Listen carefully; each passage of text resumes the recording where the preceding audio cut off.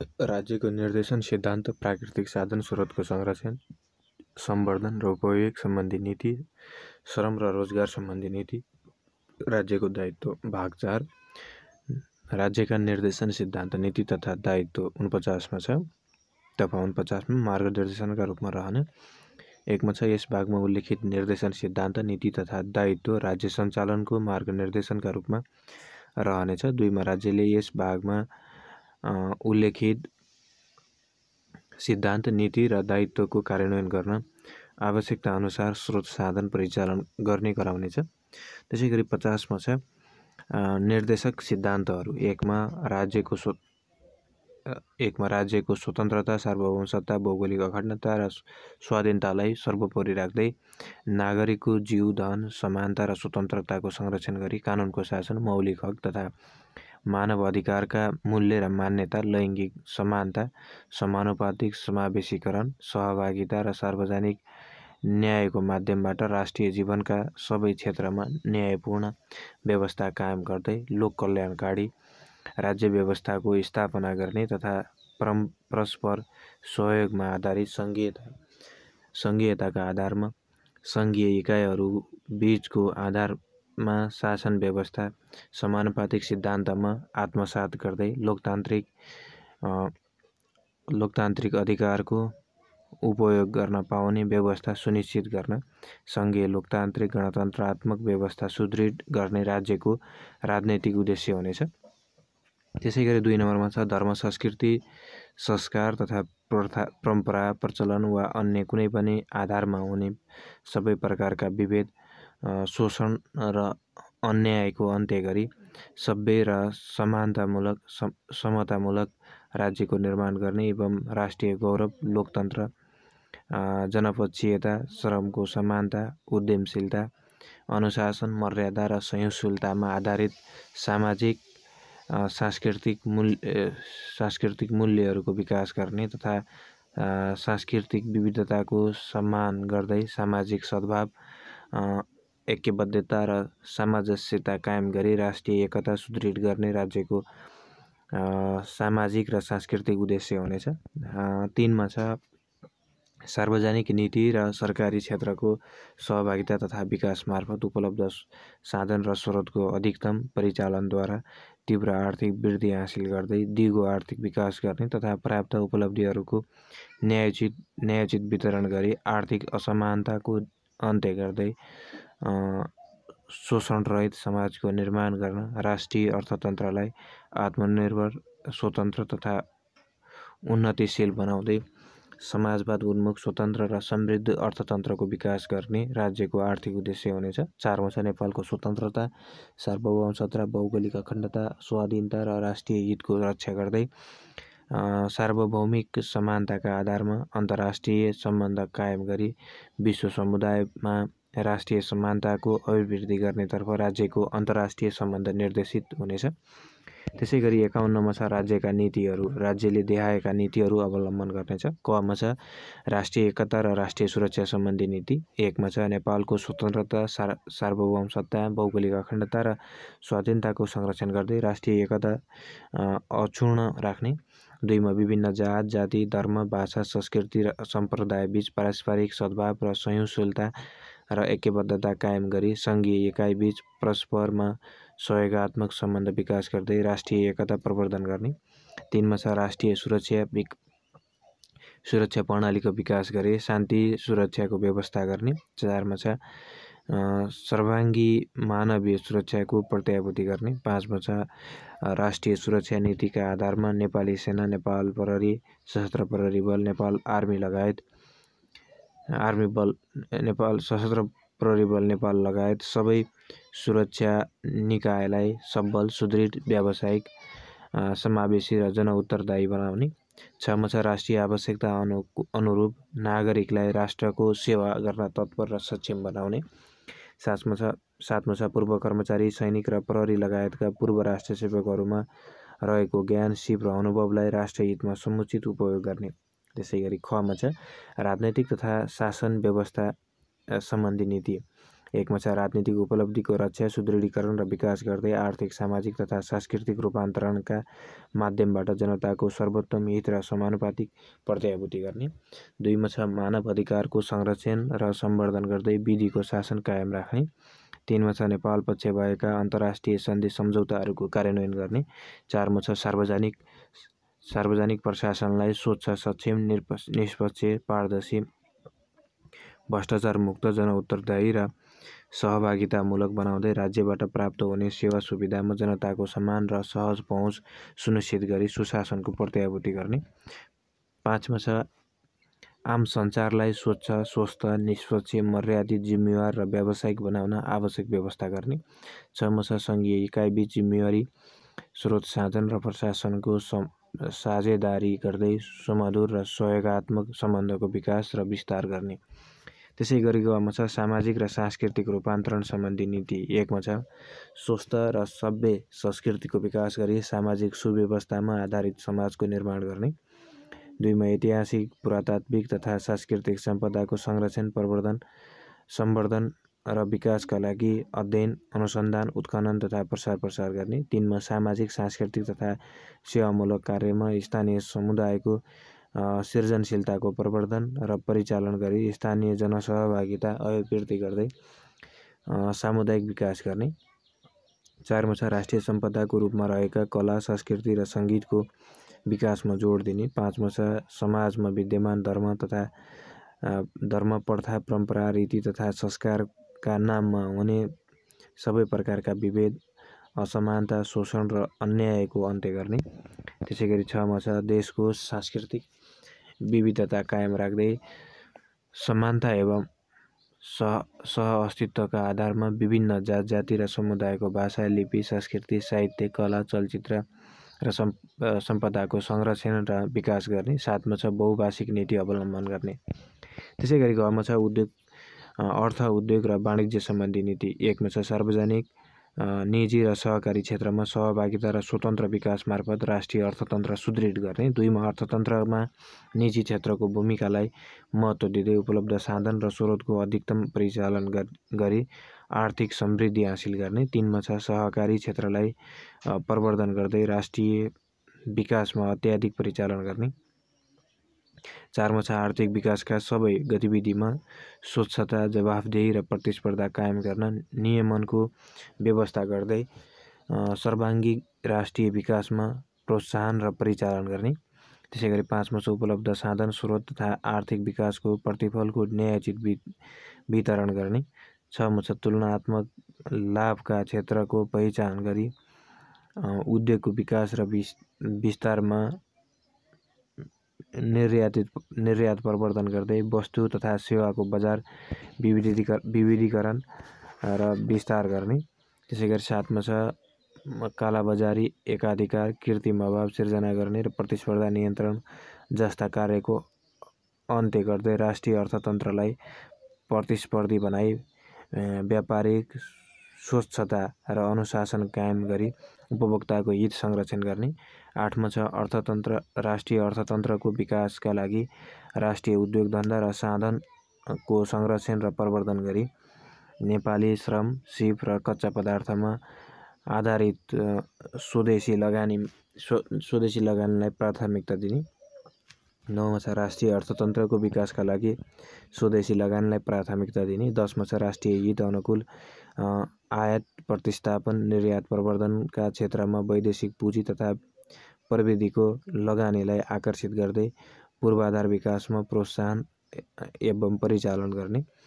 11मा छ वैदेशिक सहायता लिँदा राष्ट्रिय आवश्यकता र प्राथमिकतालाई आधार बनाउँदै यसलाई पारदर्शी बनाउने र वैदेशिक सहायताबाट प्राप्त रकम राष्ट्रिय बजेटमा समाहित गर्ने। त्यसै गरी 12मा छ गैर आवासीय नेपालीहरूको ज्ञान, सिप, प्रविधि र पुँजीलाई राष्ट्रिय विकासमा उपयोग गर्ने। 13मा छ औद्योगिक करिडोर, विशेष आर्थिक क्षेत्र, राष्ट्रिय परियोजना, विदेशी लगानीका परियोजनाको सन्दर्भमा अन्तर प्रदेश तथा प्रदेश र सङ्घबीच समन्वय स्थापित गराई आर्थिक विकासलाई गतिशीलता प्रदान गर्ने। त्यसै गरी 9मा छ कृषि र भूमि सुधार सम्बन्धी नीति। 1मा छ भूमिमा रहेको दोहोरो स्वामित्व अन्त्य गर्दै किसानको हितलाई ध्यानमा राखी वैज्ञानिक भूमि सुधार गर्ने। 2 मा छ अनुपस्थित भूमि स्थायी स्वामित्वलाई निरुत्साहित गर्दै जग्गाको चक्लाबन्दी गरी उत्पादन र उत्पादकता वृद्धि गर्ने। 3 मा छ किसानको हक हित संरक्षण र सम्वर्धन गर्दै कृषिको उत्पादन र उत्पादकत्व बढाउन भू उपयोग नीतिको अवलम्बन गरी भूमिको व्यवस्था र कृषिको व्यवसायीकरण, औद्योगिकरण, विविधीकरण र आधुनिकीकरण गर्ने। 4 मा छ भूमिको उत्पादनशील प्राकृतिक तथा वातावरणीय सन्तुलन समेतका आधारमा नियमन र व्यवस्थापन गर्दै त्यसको समुचित उपयोग गर्ने। 5 मा छ कृषकका लागि कृषि सामग्री कृषि उपजको उचित मूल्य र बजारमा पहुँचको व्यवस्था गर्ने। त्यसैगरी 6 मा छ विकास सम्बन्धी नीति। 1 मा छ क्षेत्रीय सन्तुलन सहितको समावेशी आर्थिक विकासका लागि क्षेत्रीय विकासको योजना अन्तर्गत दिगो सामाजिक आर्थिक विकासका नीति र कार्यक्रमहरू तर्जुमा गरी समन्वयात्मक तवरले कार्यान्वयन गर्ने। 2 मा छ विकासका दृष्टिले पछाडि परेका क्षेत्रलाई प्राथमिकता दिँदै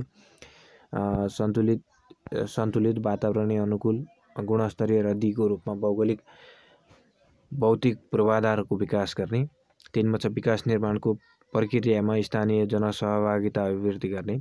4 मा छ वैज्ञानिक अध्ययन अनुसन्धान एवं विज्ञान र प्रविधिको आविष्कार अन्वय र विकासमा लगानी अभिवृद्धि गर्ने तथा वैज्ञानिक प्राविधिक बौद्धिक र विशिष्ट प्रतिभाहरूको संरक्षण गर्ने।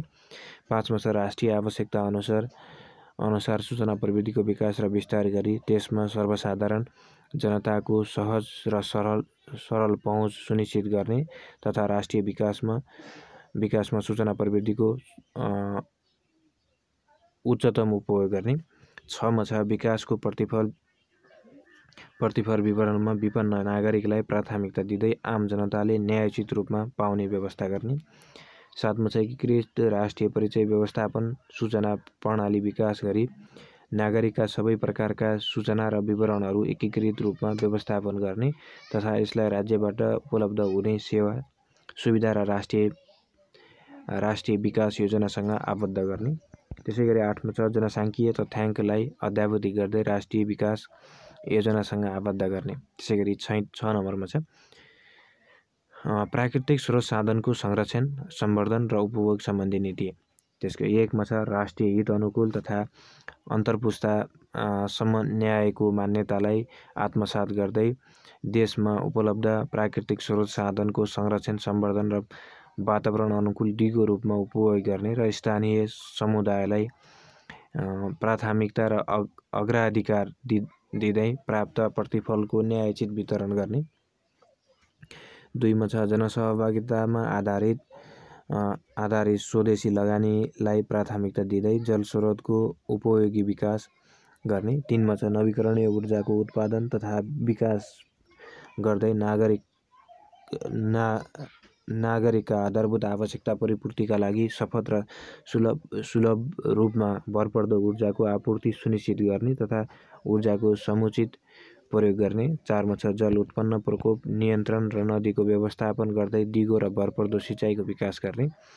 5 मा छ जनसाधारण वातावरणीय स्वच्छता सम्बन्धी चेतना बढाई औद्योगिक एवं भौतिक विकासबाट वातावरणमा पर्न सक्ने जोखिमलाई न्यूनीकरण गर्दै वन, वन्यजन्तु, पन्छी, वनस्पति तथा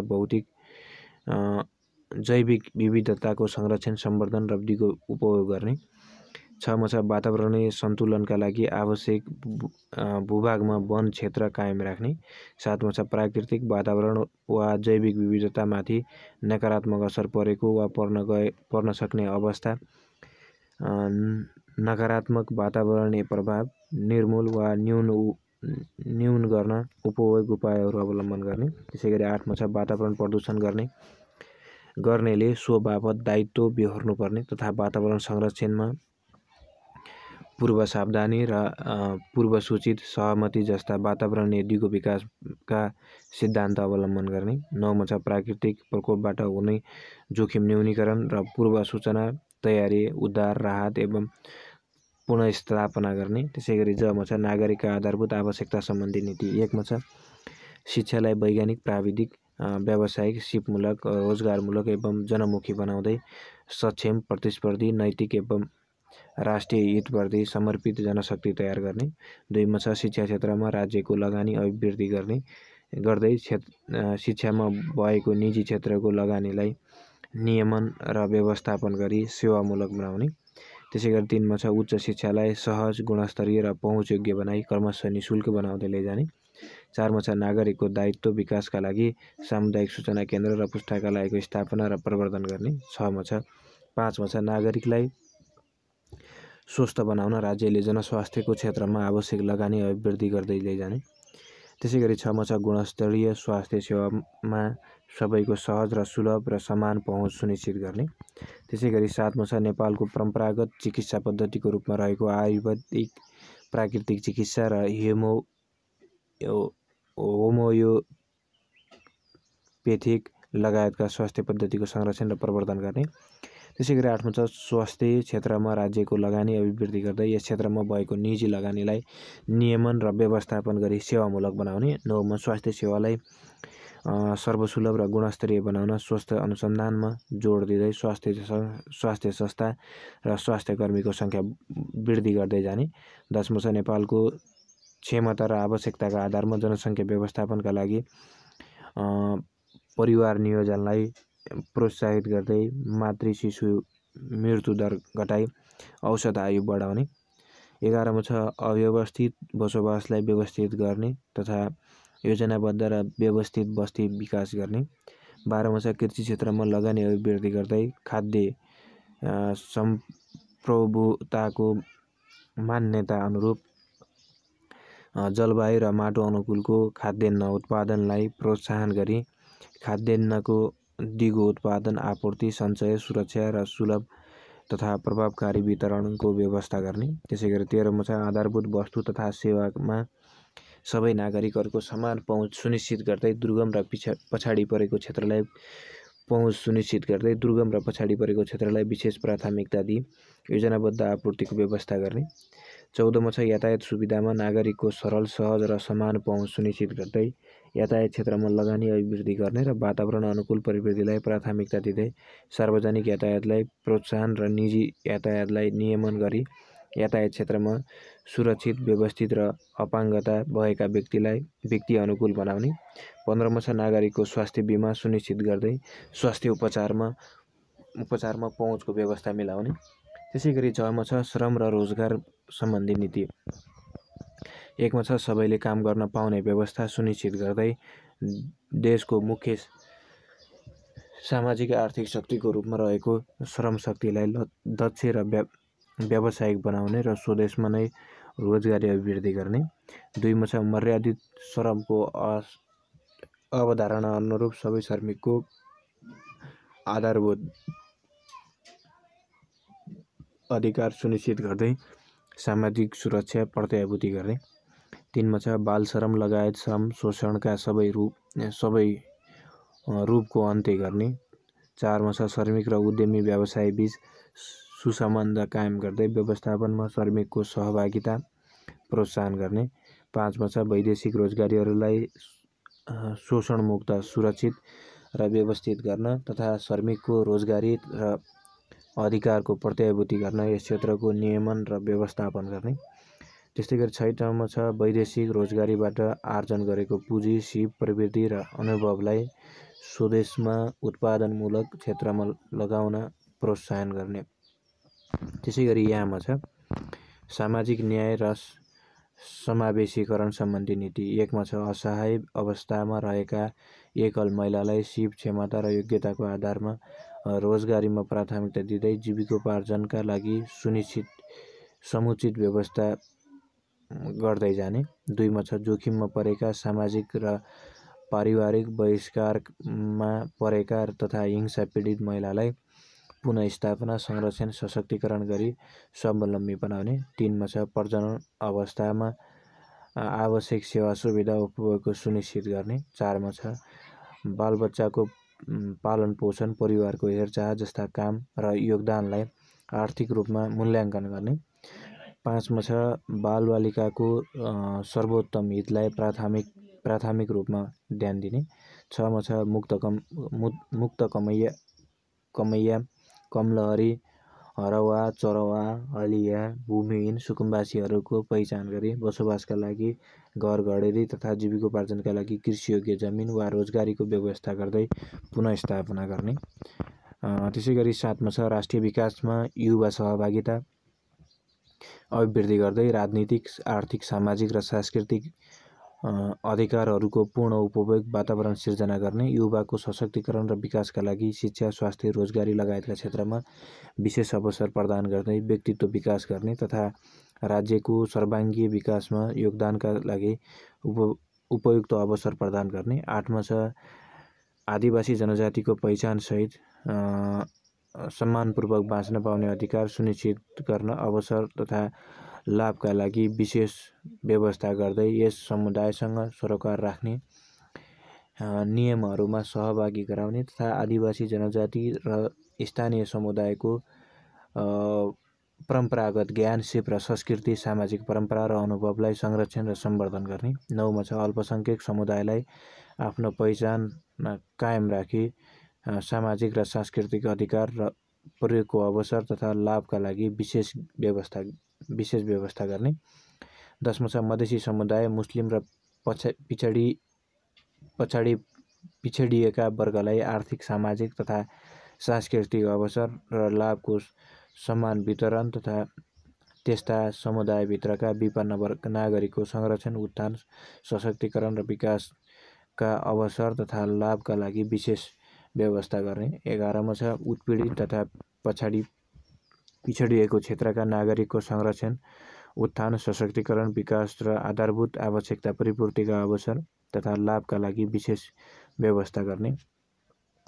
त्यसै गरी 12 मा छ सामाजिक सुरक्षा र सामाजिक न्याय प्रदान गर्दा सबै लिङ्ग, क्षेत्र र समुदायभित्रका आर्थिक रूपले विपन्नलाई प्राथमिकता प्रदान गर्ने। 13 मा छ स्वास्थ्य सक्षम र अनुशासित नागरिक तयार गर्न खेलकुद तथा खेलाडीमा योजनाबद्ध लगानी गर्ने र खेलकुदलाई राष्ट्रिय एकता सुदृढ गर्ने एवं अन्तर्राष्ट्रिय क्षेत्रमा राष्ट्रिय सम्मान अभिवृद्धि गर्ने माध्यमको रूपमा विकास गर्ने। 14 मा छ सामुदायिक तथा राष्ट्रिय वा अन्तर्राष्ट्रिय गैर सरकारी सङ्घ संस्थाको लगानी र भूमिका जवाफदेही र पारदर्शी बनाउँदै यस्ता संस्थाहरूको स्थापना, स्वीकृति, सञ्चालन, नियमन र व्यवस्थापनका लागि एकद्वार प्रणाली अपनाउने र राष्ट्रिय आवश्यकता र प्राथमिकता क्षेत्रमा मात्र यस्ता सङ्घ संस्थाहरूलाई संलग्न गराउने। त्यसै गरी ट मा छ न्याय र दण्ड व्यवस्था सम्बन्धी नीति। 1 मा छ न्याय प्रशासनलाई छिटो, छरितो, सर्वसुलभ, मितव्ययी, निष्पक्ष, प्रभावकारी र जनउत्तरदायी बनाउने। 2 मा छ सामान्य प्रकृतिका विवाद समाधानका लागि मेलमिलाप, मध्यस्थता जस्ता वैकल्पिक संस्थाहरू अवलम्बन गर्ने। 3 मा छ राजनीतिक, प्रशासनिक, न्यायिक, सामाजिक लगायतका सबै क्षेत्रको भ्रष्टाचार र अनियमितता नियन्त्रणका लागि प्रभावकारी उपाय अवलम्बन गर्ने। त्यसै गरी 6 मा छ पर्यटन सम्बन्धी नीति। नेपालका ऐतिहासिक, सांस्कृतिक, धार्मिक, पुरातात्विक र प्राकृतिक सम्पदाको पहिचान, संरक्षण, प्रवर्धन एवं प्रचार प्रसार मार्फत राष्ट्रिय अर्थतन्त्रको महत्त्वपूर्ण आधारको रूपमा पर्यावरणीय अनुकूल पर्यटन उद्योगको विकास गर्ने, पर्यटन संस्कृतिको विकास गर्न आवश्यक वातावरण एवं नीति निर्माण गर्ने तथा पर्यटन उद्योगको लाभ वितरणमा स्थानीय जनतालाई प्राथमिकता दिने। त्यसै गरी ड मा छ अन्तर्राष्ट्रिय सम्बन्ध सम्बन्धी नीति। 1 मा छ नेपालको सार्वभौम सत्ता, भौगोलिक अखण्डता र स्वाधीनता र राष्ट्रिय हितको रक्षा गर्न क्रियाशील रहँदै संयुक्त राष्ट्रसङ्घको वडापत्र, असंलग्नता, पञ्चशीलको सिद्धान्त, अन्तर्राष्ट्रिय कानुन र विश्व शान्तिको मान्यताका आधारमा राष्ट्रको सर्वोपरि हितलाई ध्यानमा राखी स्वतन्त्र परराष्ट्र नीति सञ्चालन गर्ने। त्यसै गरी 2 मा छ विगतमा भएका सन्धिहरूको पुनरावलोकन गर्दै समानता र पारस्परिक हितको आधारमा सन्धि सम्झौताहरू गर्ने।